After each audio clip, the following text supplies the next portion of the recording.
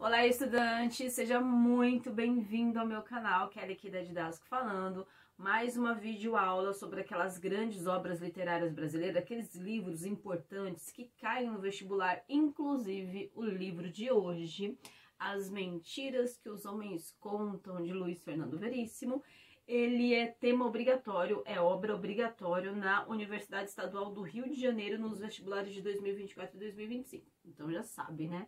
É obra importante, é livro importante, ou se você não vai prestar vestibular, mas você precisa daquele up na redação, precisa de um livro que fale sobre um conteúdo que eu quero tratar aqui na minha redação, ou se você vai fazer a prova da escola, esse vídeo é para você. Quero ver você saindo dessa aula aqui até explicando para aquele seu amigo. Combinado? Então já sabe, né? Vai lá no botão de se inscrever, curte aqui o canal.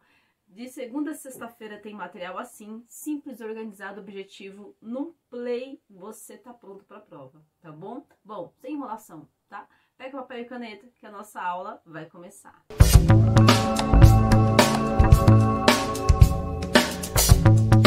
Olha, eu vou dividir a nossa aula aqui em 3 partes, tá? Assim fica super organizado para você. Então, se liga só. A primeira etapa eu vou te falar algumas informações mais técnicas. Sabe aquela prova de literatura, ou então quando aquela questão do vestibular, tá querendo saber qual que é o estilo de época, qual que é o ano da publicação, qual que é o tipo de narrativa dentro daquele texto, daquele livro, tá? Então, primeiro essas informações técnicas. Depois eu vou te dar um pouco da história, isso, o que acontece nessa história, o que eu preciso saber, quais são as histórias mais importantes, qual que é o enredo, ok? E por último, eu vou te falar, você que vai elaborar a redação aí, eu vou te falar quais são os temas de redação que você consegue utilizar esse livro. Ou então, qual que é a mensagem, qual que é a temática, qual que é a moral do livro, o que o livro está querendo passar de reflexão, combinado? Então, vem comigo aqui, anote aí por gentileza, a primeira parte da aula, ó. O livro foi lançado em 2000, ele faz parte do estilo de época da literatura contemporânea, ou seja, a mais recente, tá? Luiz Fernando Veríssimo, que é o nosso autor do livro As Mentiras que os Homens Contam, ele é um gaúcho, super contemporâneo também, filho do Érico Veríssimo, que era outro grande escritor gaúcho. Inclusive, tem resumo de livro do Érico Veríssimo aqui no meu canal. Que mais? São crônicas, pessoal. Olha, o que são crônicas? Crônicas são narrativas curtas que normalmente tem até um hábito, assim, normalmente de costume, as crônicas, elas são lançadas em jornais. Isso. São aquelas historinhas que você vai acompanhando semana a semana, né? Tem uma parte nos jornais, tem uma seção nesses jornais que, digamos assim, é uma seção, tem a seção de esportes, tem a seção de lazer, tem a seção de entretenimento, certo? E tem uma seção cultural ali, tem uma seção de texto, onde alguns autores, alguns escritores, eles escrevem historinhas semana a semana para esse leitor ir acompanhando, ok? Então, essas crônicas que você vai ver aqui no livro, elas já foram publicadas em livros, sim, perdão, já foram publicadas em jornal, no jornal O Globo, no Jornal do Brasil, tá? Que são jornais para os quais o Luiz Fernando Veríssimo já escreveu, combinado? Pessoal, são 41 crônicas, então a gente vai ter as crônicas, às vezes em primeira e às vezes em terceira pessoa, mas a maioria é em terceira pessoa, tá bom? E os ambientes, assim, onde se passa a história, em ambientes diversos, às vezes ela se passa na mesa de um bar, às vezes ela se passa nas residências, às vezes ela se passa na rua, você encontra alguém, inclusive eu vou começar contando aqui, conversando contigo sobre um conto que acontece na rua. Então, a gente já falou sobre foco narrativo, estilo de época, ano de publicação e onde acontece a história. Combinado? Anotou tudo aí? Agora eu vou para a segunda parte da aula, tá? Pessoal, olha só. O Luiz Fernando Veríssimo, ele já começa o livro falando assim, olha, quem é que nunca contou uma mentirinha? Inclusive, não tá no livro não, mas se você der um Google aí agora, tem uma pesquisa que fala que, sabe aquelas pequenas mentiras do dia a dia? As pequenas mentiras do cotidiano? Como assim, pro? Pequena mentira do cotidiano? Eu não minto não, pro? Não vem com essa pra mim não. Não, calma, pessoal, calma. Aquela mentirinha assim, sabe, que sua irmã te pergunta, você pegou minha camiseta? E você pegou, entende? Mas você sabe que ela vai ficar super brava com você. E a casa até tava numa maior harmonia, mas o que você fala? Peguei não, nem sei onde é que tá, nem vi. Puxa, que isso? E aí você espera ela dar um passinho lá, sair, você vai e coloca a camiseta no armário dela. Você entendeu esse tipo de coisa? Ou então quando o seu amigo te pergunta, se esqueceu do nosso passeio? Não acredita daqui a meia hora? E você, claro que esqueci, não, já tô quase pronto, dá só um minuto aí. Você não ia falar pra ele, não ia deixar ele decepcionado, chateado lá, falando que você esqueceu, que você estava com a cabeça em outro lugar, que aquilo ali não era importante na sua cabeça. Não, claro que não, claro que você não vai falar isso. Você entende aqui? Ou quando você que tem namorada aí, né? Você que tem namorada, casado, que é noivo, e a sua namorada pergunta, você esqueceu que dia que é hoje? E você não sabe se tá fazendo um ano, um mês, chega naquela de dar um pane, cria um ponto de interrogação, tela preta na cabeça. Aí claro que você não vai falar, não, não esqueci não, fala você aí. Não, você vai falar, claro que não esqueci, tô por dentro. O que é? Né? Então, sabe essas mentirinhas do dia a dia?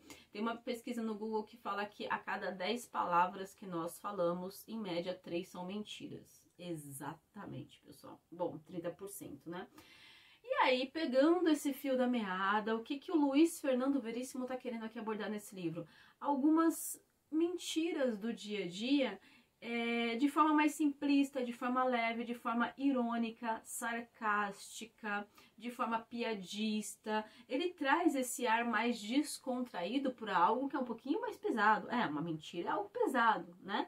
Você acha que a pessoa te enganou, que você não tem mais como estabelecer confiança na pessoa, mas aí ele trata isso de forma tão leve, né, fazendo tanta piada dentro do texto, que a gente vai se envolvendo com aquilo, às vezes se identificando, às vezes identificando um amigo, uma amiga, a mãe, o pai, o vizinho, o professor, o chefe, o colega de trabalho. A gente vai identificando essas pessoas dentro da história que o Luiz Fernando Veríssimo vai contando pra gente. Eu não entendi o que ele falou. Vem aqui para a primeira que nós vamos ler juntos. O título é Grande Edgar, lembrando que são 41 contos, 41 crônicas, 41 histórias, tá? A gente não vai ler todas aqui, calma. Pro, já ia desligar, não aguento ficar aqui lendo 41, não, calma. Eu vou ler contigo as mais importantes, isso nem é mentirinha, tá? Eu vou ler contigo as mais importantes, vá tomando nota dos pontos que você achou importante, tudo que eu te falar aqui tá um pouco naquilo que eu já disse, pessoal. Você vai ver que tem um pouquinho de ironia.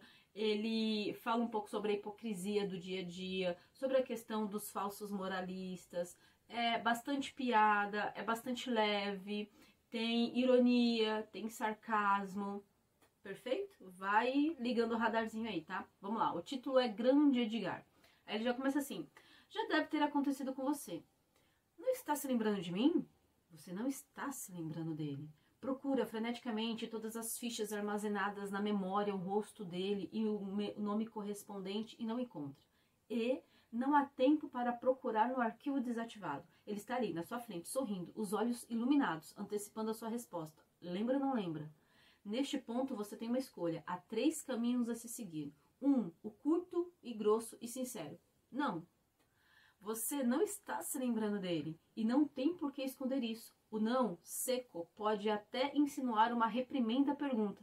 Não se faz uma pergunta assim, potencialmente embaraçosa a ninguém, meu caro. Pelo menos, não entre pessoas educadas. Você devia ter vergonha, não me lembro de você e eu mesmo que lembrasse não diria. Passe bem. Outro caminho, menos honesto, mas igualmente razoável, é o da dissimulação. Não me diga, você é o...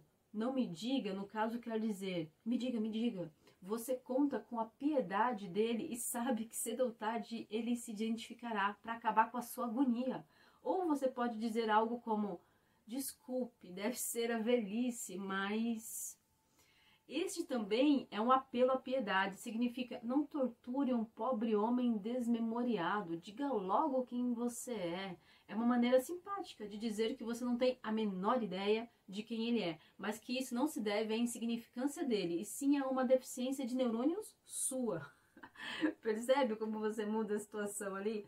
E é um terceiro caminho, o menos racional e recomendável, o que leva à tragédia e à ruína, e o que naturalmente você escolhe. Claro que estou me lembrando de você.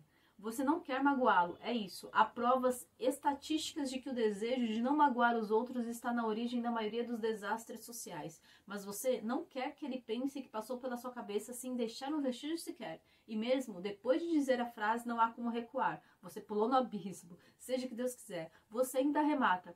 Há quanto tempo? Agora tudo dependerá da reação dele. Se for um calhorda, ele o desafiará. Então me diga, quem eu sou? Nesse caso, você não tem outra saída senão simular um ataque cardíaco e esperar falsamente desacordado que a ambulância venha salvá-lo. Mas ele pode ser misericordioso e dizer apenas, pois é, ou bota tempo nisso. Você ganhou tempo para pesquisar melhor a memória. Quem é esse cara, meu Deus? Enquanto resgata as caixotes com fichas antigas no meio da poeira e das teias de aranha do fundo do cérebro, o mantém distância com frases neutras com jabs verbais. Como você tem passado? Bem, parece mentira. Puxa, um colega da escola, do serviço militar, será um parente? Quem é esse cara, meu Deus? Pensei que você não fosse me reconhecer. Que é isso? Não, porque às vezes a gente se decepciona com as pessoas. E eu esquecer você? Logo você? As pessoas mudam, sei lá. Que ideia? É o Ademar? Não, o Ademar já morreu. Se eu fui ao enterro dele. Como que era o nome dele? Tinha uma perna mecânica, Rezende.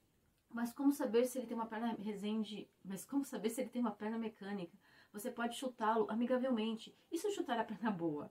Chuta as duas. Que bom encontrar você e paf, chuta uma perna. Que saudade e paf, chuta outra. Quem é esse cara? É incrível como a gente perde contato. É mesmo. Uma tentativa é um lance arriscado, mas nesses momentos deve ser audacioso. Você tem visto alguém da velha turma? Só o Pontes. Velho Pontes. Pontes, você conhece algum Pontes? Pelo menos tem algum nome com o qual trabalhar, uma segunda ficha para localizar no sótão? Pontes. Aí ela vai à conversa. Lembra do Croaré? Claro, esse eu também encontro às vezes no tiro ao alvo, velho Croaré. Croaré, tiro ao alvo, você não conhece nenhum Croaré e nunca fez tiro ao alvo, é inútil, as pistas não estão ajudando. Você decide esquecer toda a cautela e partir para um lance decisivo, um lance de desespero, o último antes de apelar para o infarte. Rezende, quem? Não é ele, pelo menos isso está esclarecido. Não tinha um Rezende na turma? Não me lembro, devo estar confundindo. Silêncio. Você sente que está prestes a ser desmascarado e ele fala, sabe que a Ritinha casou? Não, casou.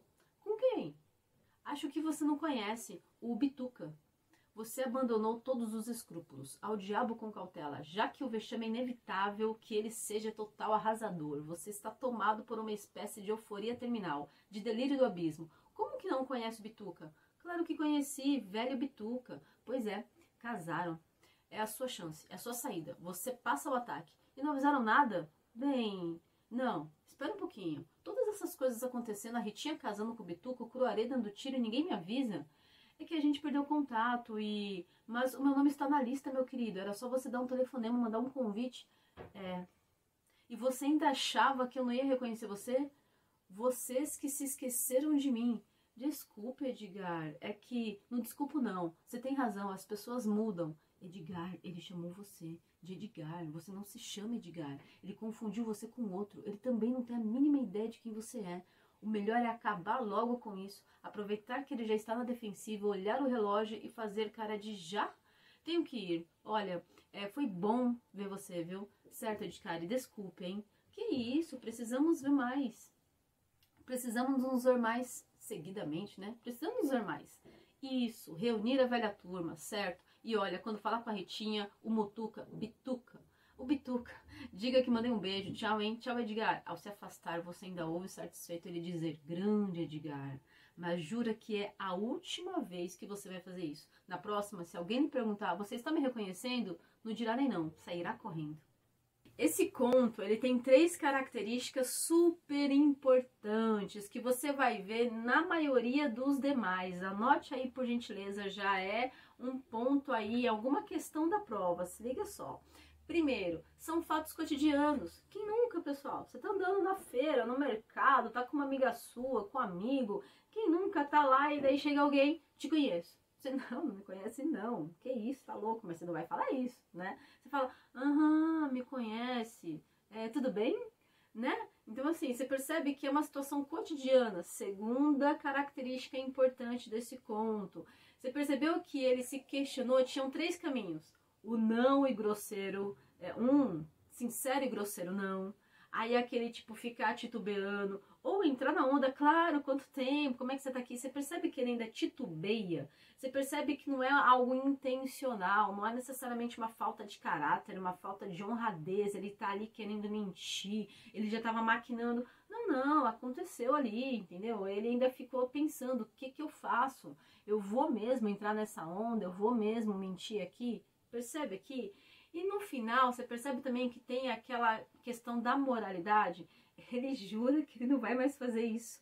Mas qual a probabilidade, sabe? Será que é 99% de chance de ele não fazer isso? Ou será que é, sei lá, né, 80%, 90% de chance de ele fazer isso, né? Pelo embaraço que você viu ali, ele tentando sair da história. Então você percebe que tem essa questão não intencional, é algo bem natural, é algo do cotidiano. E ele ainda tenta trazer isso com um ar de piada, com um ar sarcástico. Eu vou trazer mais uma história aqui, ó. Tem a história do trapezista. O trapezista é um empresário que está trabalhando justamente numa semana do carnaval. Ele fica até tarde, até madrugada no trabalho. A esposa está em casa. Ele não é daquele cara de ficar toda hora dando satisfação ou conversando. Ele simplesmente foi ficando ali. A esposa não passou mensagem para ele, não ligou. Difícil, né? A esposa não passou mensagem para ele, não ligou. E ele já tá preocupado por que ela não ligou, por que ela não passou mensagem. Você entendeu aqui? Nossa, mas o que tá acontecendo? Eu tô aqui, ela não me cobrou ainda, ela não me questionou, ela não veio me procurar, poxa. E ele já vai na cabeça imaginando que ela já tá muito nervosa e não vai acreditar que ele ficou trabalhando, porque afinal de contas é período de carnaval. Então o que ele fala? Imagina, eu vou chegar lá, vou falar que eu fiquei trabalhando, vendo os relatórios, estressada, não sei o que tem, muita coisa pra fazer, meu chefe me cobrando, e ela vai vir com aquela descarga, vai falar, imagina, fala a verdade, você foi me trair, você foi pro carnaval, não sei o que tem e tal, você ficou com outras pessoas e tal. Aí o que ele fala? Eu vou entrar nessa onda.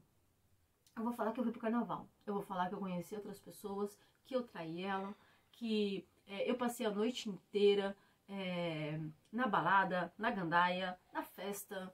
E eu decidi voltar só aquela hora. É isso que eu vou falar. É isso aí, já tô decidido. Ah, saí aqui. Sabe quando você fica até com a cabeça pesada, entendendo que outra pessoa não vai acreditar em você? Ah, vamos, deixa eu ficar leve aqui, vai. Não quero nem saber disso daí. Vou falar isso pra ela. Aí chega em casa. Ele conta isso pra ela. E o diálogo é mais ou menos assim. Ela ouve lá na estatelada ele falando. E aí ela fala, mas que bom. Que bom que você me contou a verdade. Pelo menos você não agiu com mentira. Olha, faz o seguinte, vai deitar, vai descansar. Amanhã é outro dia. Você entendeu aqui o que o Luiz Fernando Veríssimo comenta? Tipo, qual a probabilidade de ela acreditar na real história pra ele? Na verdade. E ele tá indo pra uma mentira, tentando sair de todo um estresse que poderia ser causado. Você percebe aqui? Tem outra também, que ele comenta falando qual é o menino, o garoto que nunca mentiu pra mãe, que tava com uma dor de barriga, uma dor de cabeça e não queria ir pra escola. E na verdade ele não queria ir pra escola porque não tinha feito a lição, porque era prova no dia, porque a professora era chata, porque ele tava estressado com os amigos, porque ele queria dormir. No outro dia ficou até tarde jogando videogame, brincando com os amigos. E quem é o garoto que nunca fez essa mentirinha pra mãe? Ele até fala assim, eu tô mentindo pra ela, mas eu tô fazendo bem pra ela, porque as mães gostam de se preocuparem com os filhos. As mães gostam de estar perto dos filhos. E eu ficando em casa, eu não indo pra escola, ela vai estar perto de mim, cuidando de mim. Eu vou dar esse prazer pra minha mãe. Você percebe aqui a virada na narrativa? Na realidade, ele é o errado e ele tá fazendo ruim pra ela, porque tá mentindo. Mas não, na cabeça dele ele tá fazendo bem, porque ele tá ficando perto dela. Entende aqui a virada? Então, essas narrativas, essas histórias que vêm sim, hora ou outra, trazer uma questão de moralidade, escrachar a mentira, né? Como que ela é utilizada no dia a dia, trazer isso de forma irônica, inteligente porque ele distorce isso, sabe? É mais ou menos aquilo, é o inverso, sabe? O que era certo vira errado, o que era errado vira certo. Ele faz essa distorção, ele vira essa narrativa. O Luiz Fernando Veríssimo, ele trabalha muito bem com as palavras e principalmente dentro do diálogo ele traz algumas reflexões. Você percebeu aqui, eu lendo o conto Grande Edgar, você percebeu que ora o Edgar dialoga, ora o Edgar ele vem aqui por uma reflexão. Essas reflexões que ele coloca são bastante sinceras, são bastante genuínas, de alguém ali tentando se confrontar. Eu falo ou não falo a verdade? Gente, mas se eu falar a verdade vai trazer mó confusão, mó caos. Sabe, se era o seu dia de pagar a conta, e aí seu esposo, sua esposa pergunta pra você, ou seu namorado, ou sua mãe, seu pai, enfim, com quem, o seu amigo com quem você convive aí, se divide apartamento, falou, você pagou a conta de luz? Cara, não tem problema você atrasar 1, 2 dias, ela vai vir uns juros de 50, 60 centavos, mas a pessoa vai te falar um monte, vai falar um monte se você falar que você não pagou. Aí você fala, paguei. Acabou. Entendeu? Acabou. Aí o que você faz? Você vai lá, abre o aplicativo do banco depois de 30 minutos depois e paga a conta. Acabou. Você evitou um estresse da pessoa reclamando pra você que você sempre atrasa, que você não dá valor para aquilo, que você não sabe cuidar das contas. Acabou, tá tudo bem. Você tá lá tomando um suco com ela e contando piada e ela falando do dia dela. Olha só, é isso que o Luiz Fernando Veríssimo traz. Era de se imaginar. E por último, qual tema de redação eu consigo trabalhar esse livro? Pessoal, você percebeu aí que no conto que eu comentei contigo, nos dois, né? No que eu li e no que eu só expliquei, no que eu só falei. Os personagens, eles sempre têm alguns diálogos internos, né? Você percebeu ali que o do Grande Falcão, ele ficou pensando se ele mentia, se ele não mentia. Você percebeu ali que do marido que ficou trabalhando até tarde, ele ficou maquinando, viajando nas ideias, o que ele poderia falar para a esposa. Então você percebeu que tem bastante diálogos internos desses personagens. O livro, ele é bastante reflexivo. Então, se a sua redação traz aqueles temas mais abstratos, mais reflexivos, é exatamente isso que você deve usar, entende? Porque ele está falando ali de pequenas mentiras do dia a dia, algo que não é intencional, ele quer escrachar a mentira, ele quer falar sobre tudo aquilo que a gente não fala no dia a dia, quer trazer alguns diálogos mais difíceis, só que de forma leve.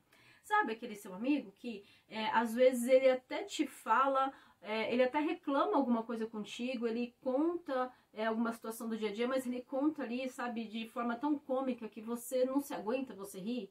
É exatamente isso. Então, o Luiz Fernando Veríssimo, ele está trazendo situações mais reflexivas, mais abstratas e de forma muito leve. Isso daqui é normalmente num tema de redação mais abstrato, um tema de redação sobre cultura, um tema de redação sobre o comportamento das pessoas, um tema de redação sobre os relacionamentos. Então, é algo muito mais leve, abstrato, que você consegue trabalhar na sua redação aí, com um autor super importante, né? Ele já caiu nos vestibulares de outras vezes, mas caiu com História em Quadrinhos, com o livro da UERJ. Esse livro aqui é a primeira vez. Prontinho, por hoje é isso, promessa cumprida. Comenta aqui se você já leu o livro, o que você achou, se você teve algum insight enquanto eu tava falando aqui, se te lembrou alguém o livro, se lembrou aquela amiga, aquele amigo, aquele primo, aquela prima, aquele chefe, aquela chefe, o seu marido, sua esposa. Comenta aqui o que você achou e, claro, né, se inscreve no canal. De segunda a sexta-feira tem material assim, simples, organizado e direto pra você, tá bom? Pessoal, agora sim, obrigada, tá? Agradeço muito aí pela sua companhia hoje e vai lá, gabarita essa prova.